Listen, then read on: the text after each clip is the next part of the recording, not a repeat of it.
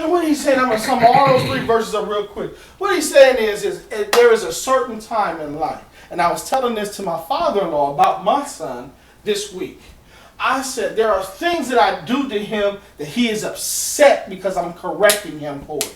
But when he gets to a certain age, when he's 25, he'll look back and thank me for the correction because now he has an understanding of what he needs to do as a man and as a father. So what he's saying in this text is you are going to be grievous at first, like Nate would be grievous right now. But down the line when he's dealing with his son, he'll understand the actions that I had to take in order to make him a father.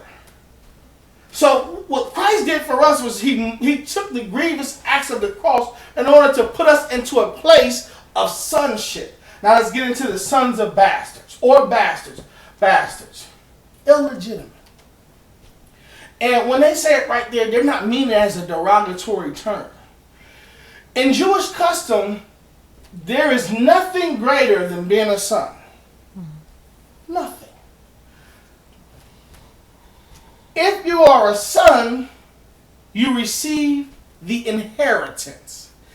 If you are a bastard, it means illegitimate. It means you will never inherit the inheritance or the blessing. Never. Now I'm going to give y'all a picture of a son, of two sons. One is the son of promise. One is the son of the flesh. Or he's the bastard. Let's just be downright honest with it. And they're both sons of the father of the faith in Abraham. So let's go into Genesis, if you will. Genesis, we're going to turn a little bit. Genesis 21. We're going to Genesis 21.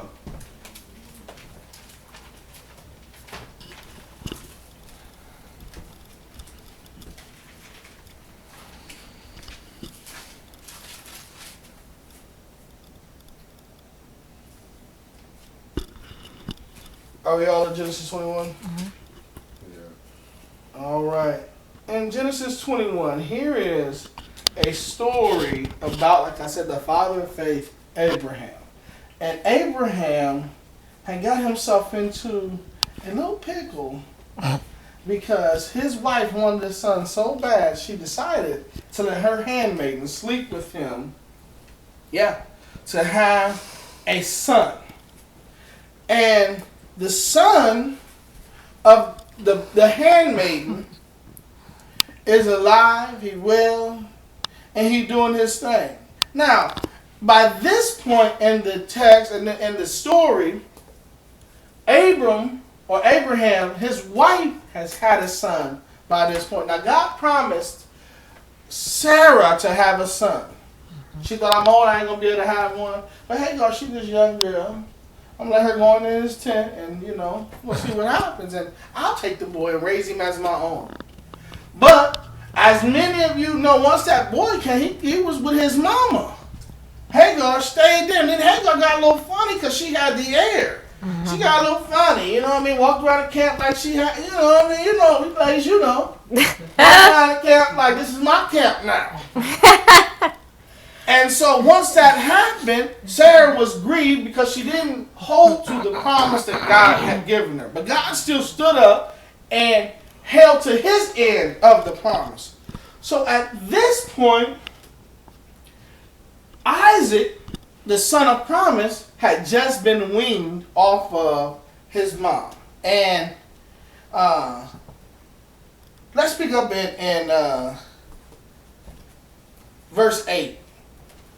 Verse 8, Genesis 21, I'll read. It says, and the child grew and was weaned. And Abraham was made a great feast the same day that Isaac was weaned. So he is now being weaned. I don't know about what age that is in Jewish time. I should have looked a little harder. But he's weaned. And so Abraham was like, it's time to party. My son's being weaned from his mom. He's starting his journey as a young boy, as a young lad. And we're going to celebrate the fact.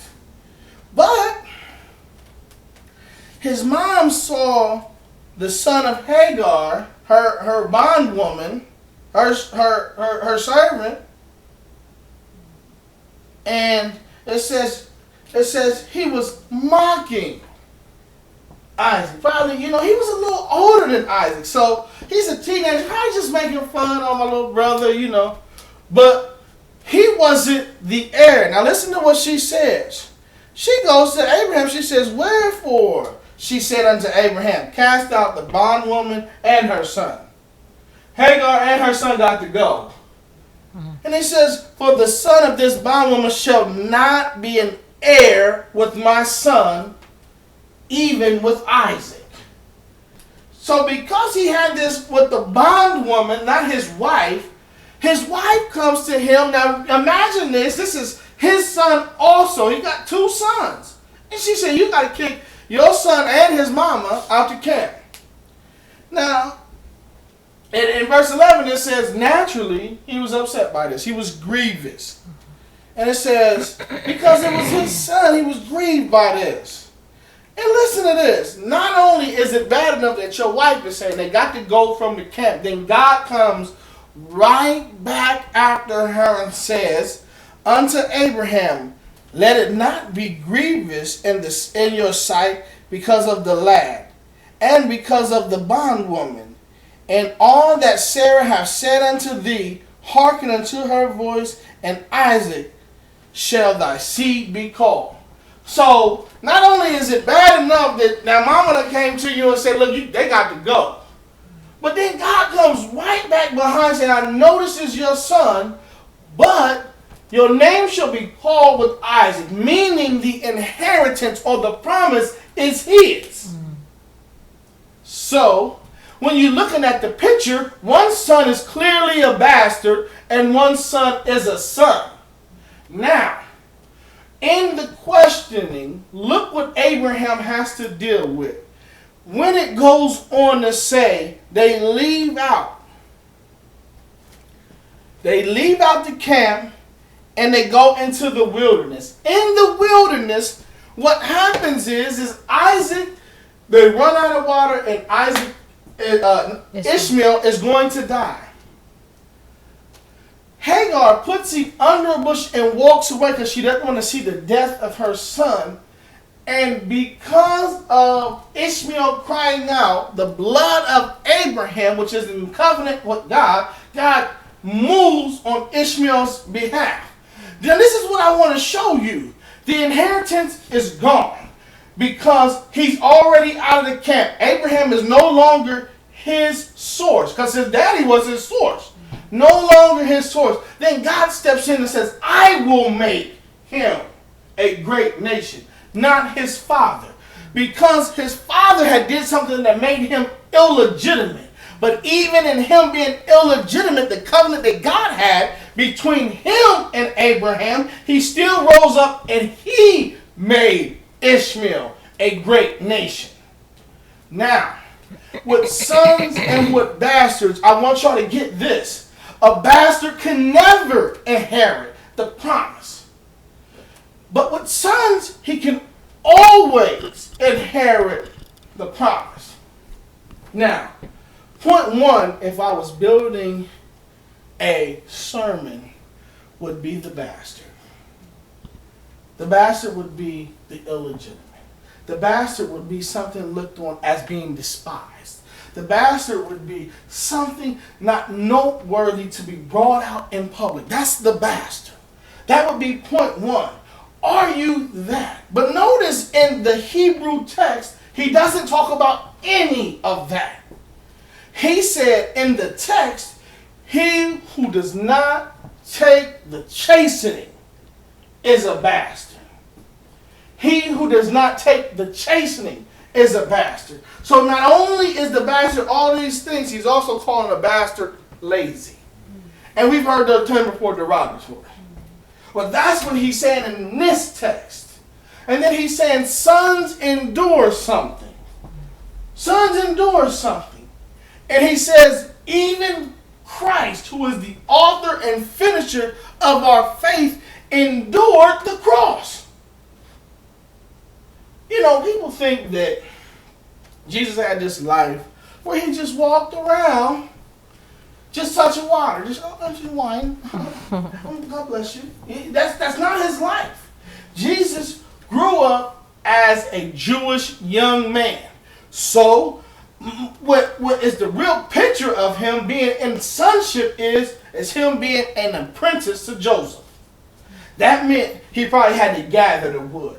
That meant he had to have all Joseph's utensils ready for him. That meant he had to clean up the shop. He had responsibility or things he had to endure just as a son, even in the natural.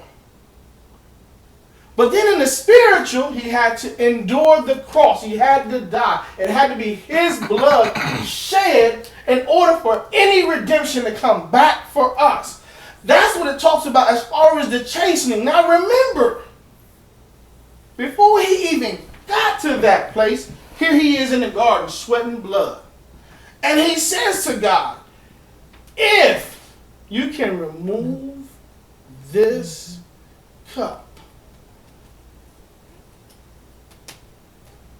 then do so.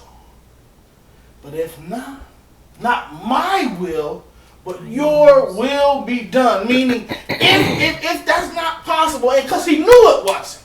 He knew what he had to endure. But some of us stop right there. They stop at bleeding and sweating blood. We stop right there. And it's too hard right here. I'm not going to push on. Mm-hmm. So either you're going to be a son or you're going to be a bastard. But the thing of it is God is giving us the choice. He's not placing us anything. Because even in us being illegitimate, he'll take care of us. If we line up to what he says do. We all coming in illegitimate. And that's why I brought the story of Ishmael. Abraham had more than enough to take some of his money and make Ishmael great. He had more than enough to take some money and say, here, I'm going to sprinkle you. Go on over into the city. You be a king. But he didn't. He took nothing. Mama said you got to go. God said you got to go. And said he became a great archer. And God made him a great nation. God made him a great nation. But it was all because of the bloodline of his father. Not because of who Ishmael is. It's because of the bloodline of his father. Why do I keep saying that? Because we was all coming in as bastards. But it was because of the bloodline of Christ that he accepts us in and says, I will make you this now. Now, that would have been the second part. I'm talking about the sonship was the second part I just went over. The third part is who we are. Everybody say amen for who we are. Amen. Amen. Who we are the adopted in. Mm-hmm. The grafted in. We're the adopted in. And this is how Jewish custom is set up. Jewish custom is set up like this. If I have two sons, well, I do have two sons. I have two sons. One son is not a biological son, but he's adopted into me. And I have a younger son who is a biological son.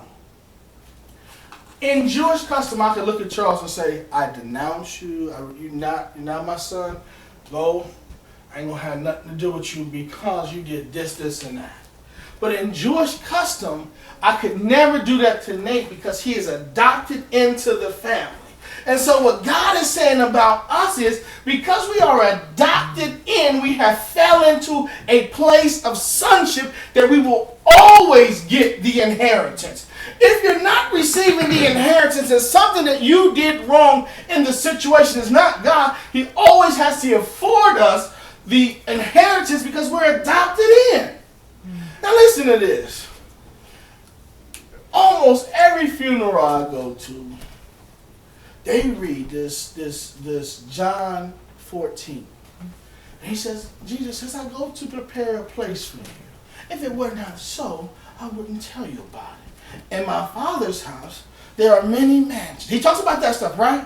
So they think Jesus went off into the east side of heaven. We're on the east side of heaven now. And he built mansions up for us. No, heaven was already created before he dealt with any of this down here. The place that he said he leaves or he's going is he's leaving a place of sonship for